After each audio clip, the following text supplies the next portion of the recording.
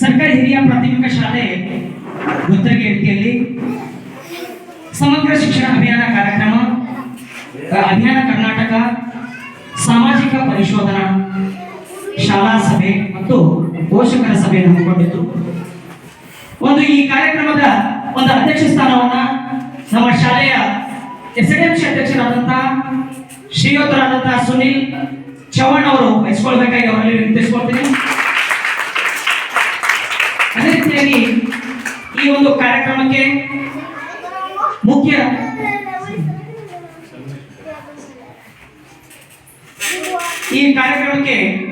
ಅತಿಥಿಯಾಗಿ ನಮ್ಮ ಶಾಲೆಗೆ ಆಗಮಿಸಿದಂತಹ ಹಾಗೂ ಈ ಒಂದು ಕಾರ್ಯಕ್ರಮದ ರೂವಾರಿ ಕೂಡ ಹೌದು ಶ್ರೀಯುತರಾದಂತಹ ಶ್ರೀ ಸಂಗಮೇಶ್ವರ್ ಅವರಿಗೆ ನಮ್ಮ ಶಾಲೆಯ ಹಾಗೂ ನಮ್ಮ ಶಾಲೆಯ ವಿದ್ಯಾರ್ಥಿಗಳು ಮತ್ತು ವಿದ್ಯಾರ್ಥಿಗಳ ಪರವಾಗಿ ತುಂಬಾ ಧನ್ಯವಾದಗಳು.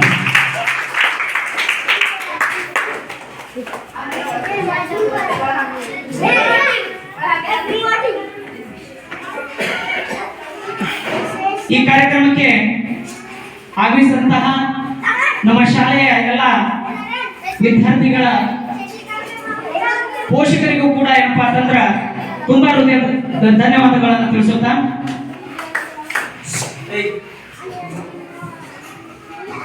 ಅದೇ ರೀತಿಯಾಗಿ ಈ ಒಂದು ಕಾರ್ಯಕ್ರಮಕ್ಕೆ ಒಂದು ಬರಬೇಕಂದಾಗ ನಮ್ಮ ಊರಿನ ಹಿರಿಯರಾದಂತಹ ಒಂದು ಸಾಮಾಜಿಕ ಕಳಕಳಿ ಉಳ್ಳವರಾದಂತಹ ಶ್ರೀಯುತರಾದಂತಹ ಶ್ರೀ ರಾಮು ಶಂಕರ್ ಚವ್ಹಾಣ್ ಅವರಿಗೂ ಕೂಡ ಅಂತಂದ್ರೆ ಈ ಕಾರ್ಯಕ್ರಮ ಅವರು ಕೂಡ ಸ್ವಾಗತ ಕೊಡ್ತೀನಿ. ಅದೇ ರೀತಿಯಾಗಿ ಶ್ರೀ ತಾರಾಸಿಂಗ್ ರಾಠೋಡ್ ಅವರು ಕೂಡ ಈ ಕಾರ್ಯಕ್ರಮ ಆಯೋಜಿಸಿದಂತ ಅವರಿಗೂ ಕೂಡ ಏನಪ್ಪಾ ಅಂತಂದ್ರೆ ಈ ಕಾರ್ಯಕ್ರಮ ಕೂಡ ಸ್ವಾಗತ ಕೊಡ್ತೀನಿ.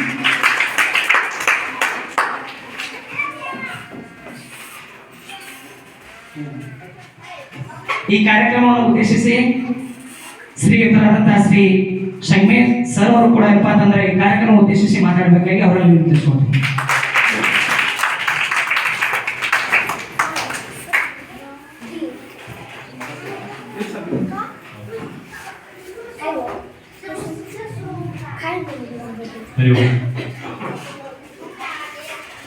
ಇಂದಿನ ಈ ಸಾಮಾಜಿಕ ಪರಿಶೋಧನಾ ಸಮಗ್ರ ಶಿಕ್ಷಣ ಯೋಜನೆ ಪೋಷಕರ ಸಭೆಯ ವೇದಿಕೆ ಮೇಲೆ ಆಶೀನರಾಗಿರ್ತಕ್ಕಂಥ ಈ ಶಾಲೆಯ ಕ್ರಿಯಾಶೀಲ ಎಸ್ಎಡಿಎಂಸಿ ಅಧ್ಯಕ್ಷರಾಗಿರ್ತಕ್ಕಂಥ ಶ್ರೀಯುತ ಸುನಿಲ್ ಚವ್ಹಾಣ್ ಅವರೇ, ವೇದಿಕೆ ಮೇಲೆ ಆಶೀನರಾಗಿರ್ತಕ್ಕಂಥ ಈ ಶಾಲೆಯ ಮುಖ್ಯೋಪಾಧ್ಯಾಯರೇ, ಕಾರ್ಯಕ್ರಮಕ್ಕೆ ಆಗಮಿಸಿರ್ತಕ್ಕಂಥ ಎಲ್ಲ ಎಸ್ಎಡಿಎಂಸಿ ಅಧ್ಯಕ್ಷರು ಮತ್ತು ಉಪಾಧ್ಯಕ್ಷರೇ, ಎಲ್ಲ ಹಿರಿಯರೇ, ಯಾವತ್ತೂ ಈ ಶಾಲೆಯ ಶಿಕ್ಷಕ ಬಂಧುಗಳೇ ಮತ್ತು ವಿದ್ಯಾರ್ಥಿ ಮತ್ತು ವಿದ್ಯಾರ್ಥಿನಿಯರೇ,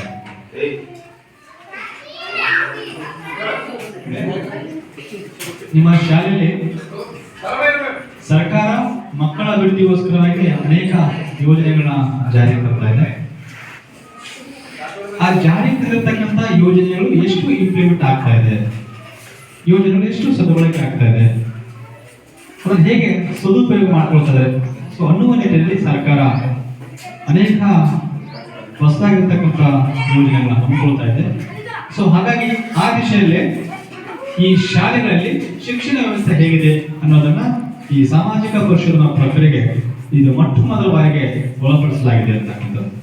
ಅಂದ್ರೆ ಶಾಲೆಗಳಲ್ಲಿ ಭೌತಿಕವಾಗಿರ್ತಕ್ಕಂಥ ವ್ಯವಸ್ಥೆ ಹೇಗಿದೆ, ಮಕ್ಕಳ ಕಲಿಕೆ ಹೇಗಿದೆ, ಸೊ ಕಲಿಕೆಗೆ ಬೇಕಾಗಿರ್ತಕ್ಕಂಥ ಪೂರ್ಣವಾದ ಸಾಮಗ್ರಿ ಇದಾವ ಅಥವಾ ಇಲ್ವಾ, ಸೊ ಇದ್ರು ಅದನ್ನ ಹೇಗೆ ಯುಟಿಲೈಸ್ ಮಾಡ್ಕೊಳ್ತಾ ಇದ್ದಾರೆ, ಸೊ ಇದ್ರೆ ಸೊ ನಮ್ಮೆಲ್ಲ ನಾವು ಈ ಪೋಷಕರನ್ನ ಒಳಗೊಂಡಂತೆ ಸಮುದಾಯ ಜೊತೆ ಹೇಗೆ ಹೊಂದಾಣಿಕೆ ಇದ್ದಾರೆ, ಈ ಪಾಲಕ ಮತ್ತು ಬಾಲಕ ಜೊತೆ ಶಿಕ್ಷಕರ ಜೊತೆ ಹೇಗೆ ಹೊಂದಾಣಿಕೆ ಇದೆ, ಸೊ ಎಲ್ಲ ಮಾಹಿತಿಯನ್ನ ಈ ಸಾಮಾಜಿಕ ಪರಿಶೋಧನಾ ತಂಡ ಸೊ ಈ 3 ದಿನಗಳ ಕಾಲಾವಧಿಯಲ್ಲಿ ಮಾಹಿತಿನ ಸೊ ಕಲೆ ಹಾಕಿದೆ ಅಂತಕ್ಕಂಥದ್ದು. ಸೊ ಏನ್ ಸಮಗ್ರ ಶಿಕ್ಷಣ ಅಂತಕ್ಕಂಥದ್ದು ನಮಗೆಲ್ಲ ಶಿಕ್ಷಣ ಕೇಳ್ತಾ ಇದೆ ಅಲ್ವಾ, ಇದು ಹೊಸದಾಗಿರ್ತಕ್ಕಂಥ ಒಂದು ಪದ ಶಿಕ್ಷಣ ಕೊಡ್ತಾ ಇದೆ. ಏನ್ ಸಮಗ್ರ? ಸೊ ಸಮಗ್ರ ಅಂದ್ರೆ ಸೊ ನಮ್ಮಲ್ಲಿ ಶಿಕ್ಷಣ ವ್ಯವಸ್ಥೆ ಬದಲಾವಣೆ ಆಗ್ತಾ ಇದೆ. ಮುಂಚೆ ಏನಾಗಿತ್ತು 1 ರಿಂದ 5, ಸೊ 6 ರಿಂದ 8, ಆಮೇಲೆ 9, 10 ಕೊಡ್ತಾರೆ ಅಲ್ವಾ. ಸೊ ಈಗ ಏನಾಗಿದೆ, ಎಲ್ಲಾ ಶಿಕ್ಷಣ ವ್ಯವಸ್ಥೆನ ಒಗ್ಗೂಡಿಸ್ಕೋಬೇಕಾಗಿದೆ. ಅಂದ್ರೆ ಅಂಗನವಾಡಿಯಿಂದ ಪದವಿ ಹಂತದವರೆಗೂ ಒಂದೇ ಸುರುಳಿ ಮಕ್ಕಳಿಗೆ ಶಿಕ್ಷಣ ಕೊಡಬೇಕಾಗಿದೆ. ಅದಕ್ಕೆ ಸಮಗ್ರ ಶಿಕ್ಷಣ. ಅದಕ್ಕೆ ಪ್ರತಿಯೊಂದು ತಾಲೂಕಿನಲ್ಲಿ ಒಂದು KPSC ಶಾಲೆ ಇದೆ. ಸೊ ನೋಡಿ ಕೇಳಿದಿರಾ? ಸೊ ಅದೇ ಮಾದರಿಯಲ್ಲಿ ಎಲ್ಲಾ ಶಾಲೆಗಳನ್ನ ಆರಂಭಿಸಬೇಕಾಗಿದೆ. ಸೊ ಅನ್ನುವ ನಿಟ್ಟಿನಲ್ಲಿ ಸರ್ಕಾರ ಸಮಗ್ರ ಶಿಕ್ಷಣ ಕರ್ನಾಟಕ ಯೋಜನೆನ ಹಮ್ಮಿಕೊಂಡಿದೆ ಅಂತ, ಜಾರಿಯಲ್ಲಿದೆ ಅಂತಕ್ಕಂಥದ್ದು.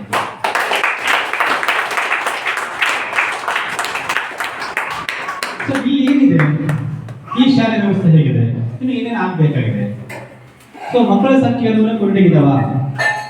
ಸೊ ಇದ್ರೂ ಅದು ಸುವ್ಯವಸ್ಥೆ ಇದೆನಾ? ಸೊ ಮಳೆ ಬಂದ್ರೆ ಅಂದ್ರೆ ಎಲ್ಲ ಸರ್ವ ಋತುಕಾಲಕ್ಕೂ ಇದು ಯೋಗ್ಯ ಆಗಿದೆ ಅಂತಕ್ಕಂಥದ್ದು ತಗೊಂಡ್ರೆ, ಸೊ ನಮ್ಮಲ್ಲೇನೋ ಕೊಠಡಿ ವ್ಯವಸ್ಥೆ ಸೋರ್ತಾ ಇದೆ ಅಂತಕ್ಕಂಥ ಮಾಹಿತಿ ನಮ್ಮ ಸಿಬ್ಬಂದಿಗಳು ಕಲೆ ಹಾಕಿದ್ದಾರೆ ಅಂತಕ್ಕಂಥದ್ದು ಅಲ್ವಾ? ಹಾಗೆ ಸೋರುತ್ತೆ ಅಂದ್ರೆ ನೀವೇನ್ ಮಾಡ್ಬೇಕಾಗಿದೆ? ಇಲ್ಲಿ ಒಂದು ಗ್ರಾಮ ಪಂಚಾಯತ್ ಇದೆ.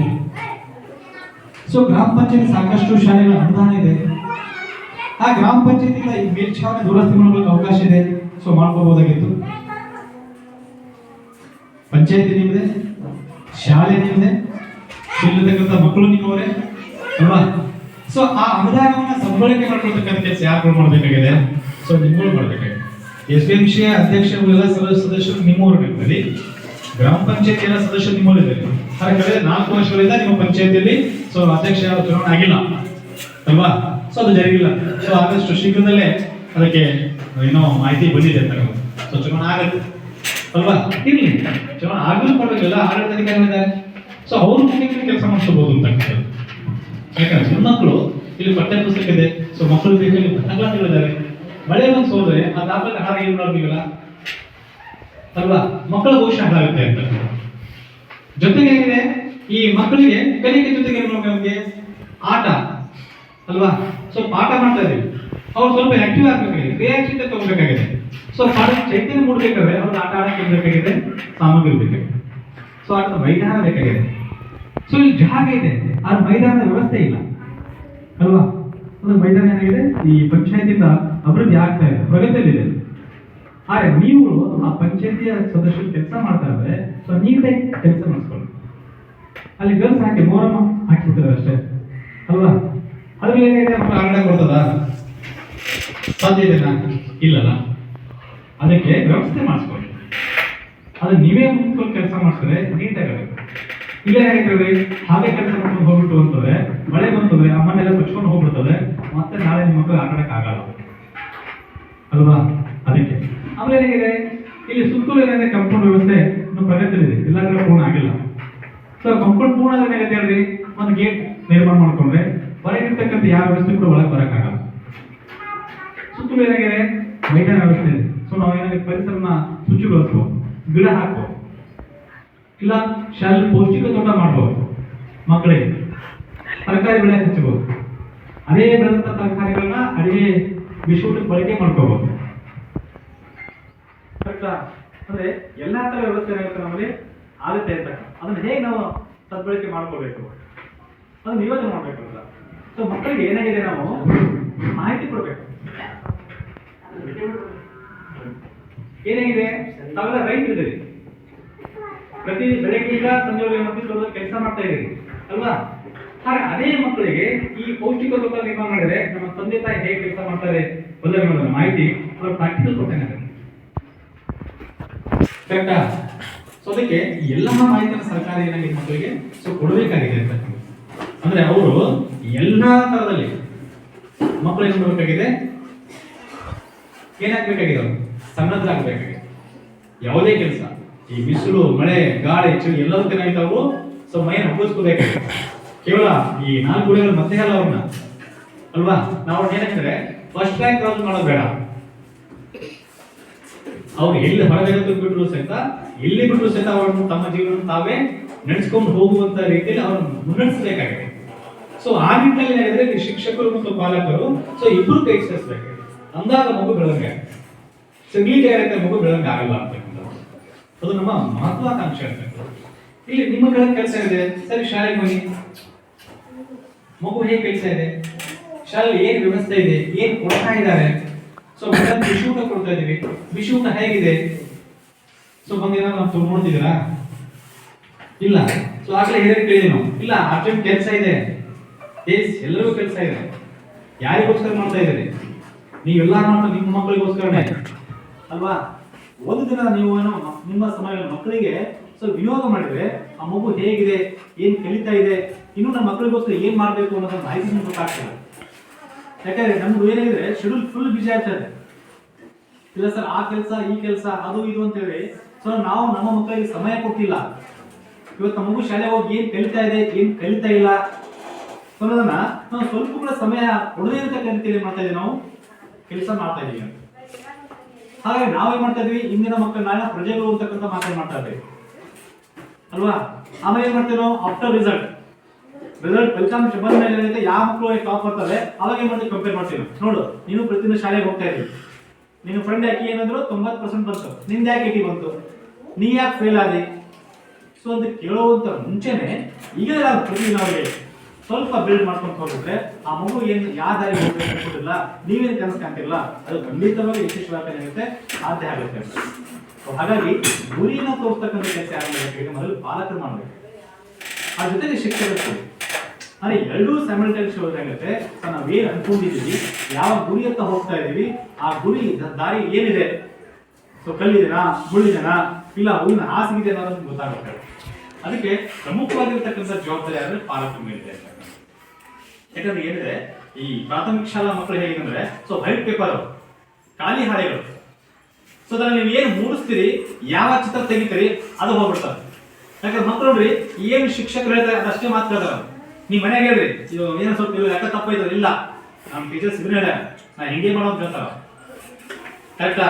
ಅಂದ್ರೆ ಸೊ ಅವರಿಗೆ ಶಿಕ್ಷಕರ ಮೇಲೆ ಹೆಚ್ಚಿನ ಕಾಳಜಿ ಇರ್ತದೆ.